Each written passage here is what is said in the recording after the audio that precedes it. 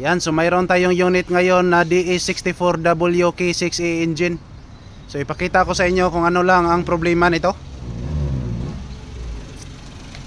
Ayan. So kita naman natin ngayon ay nakailaw yung ATM indicator light. At nang sinilip na natin sa ating X-ray machine ay ito po ang fault code na lumalabas.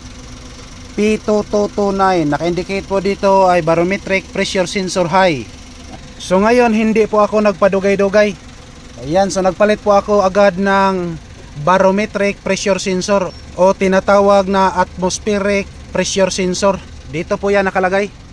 Sa mga DE64W owners dyan, dito po yan nakalagay yung barometric pressure sensor o tinatawag na atmospheric pressure sensor.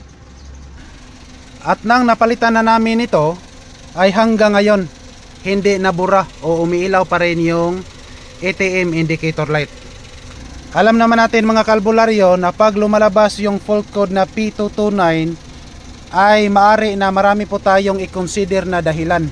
Number 1, yung intake air vacuum leaks.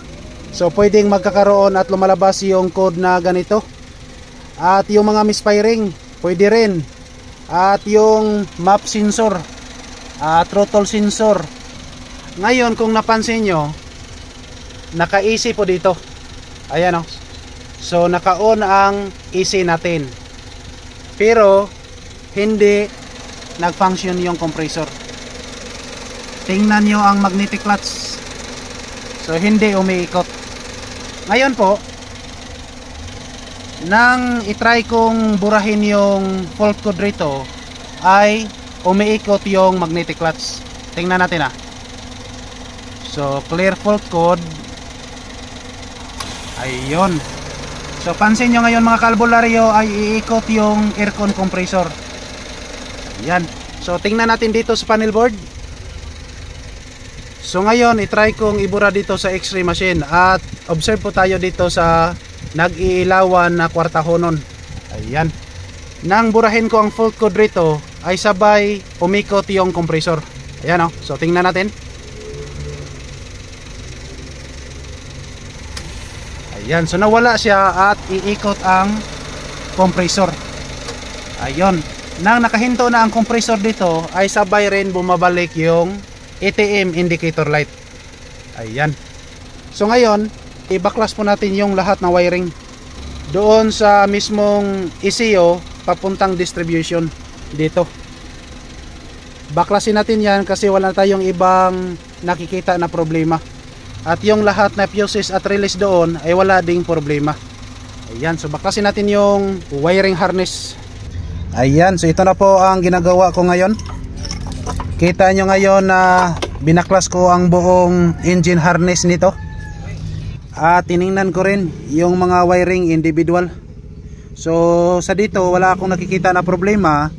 At dito naman sa harness wala ding problema. So walang grounded na nangyayari dito. Sa sasakyan, check engine light, biglang sindihan. Pinaayos mo na pero balik pa rin, stress ka na, si Joe ang tawagin. So marami po tayong pancit canton rito. So kayo na lang po ang magpili, yung calamansi flavor ba o yung hot chili. Ayan o. Ayan, so kitang kita naman natin na sobrang gulo ang mga wiring dito. Ganito po talaga tayo pag mag troubleshooting, yung hindi pa natin nakikita yung mga engkanto kung saan tumatago-tago. So ito ang ating ginagawa. Kaya ng mekaniko, idiretso mo sa albularyo. Engine ni sa'yo, wiring mo, ayos yan kay Joe Chilo. Pag ganito na ang sitwasyon, kailangan ay i-extend natin ang ating pasensya rito.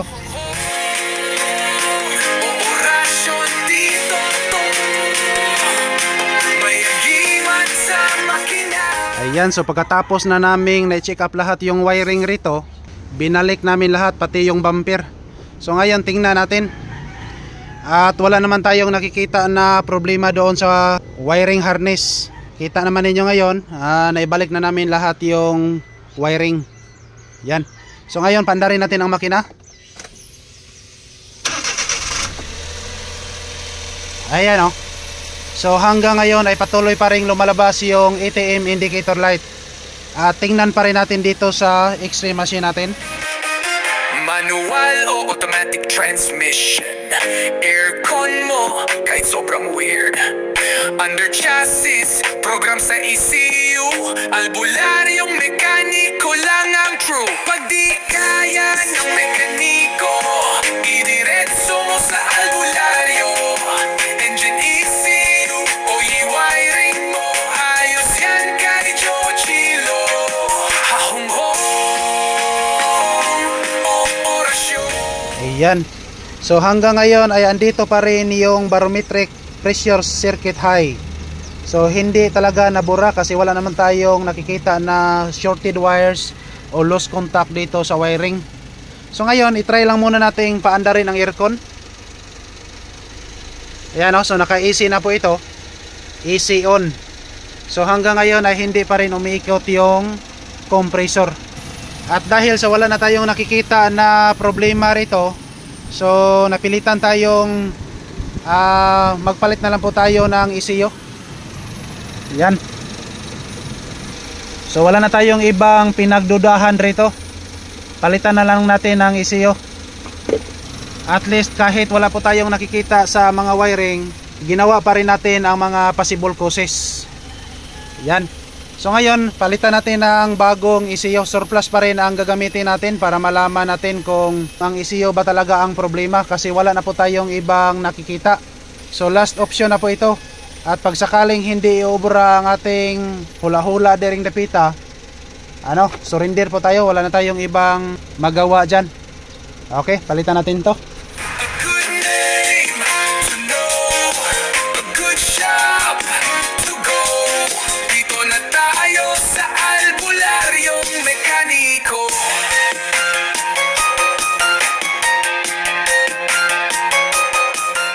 Yan, so bago na po nating napalitan at ito po ang luma. Ayan. So ngayon, paandarin natin ang makina. Ignition on, engine start.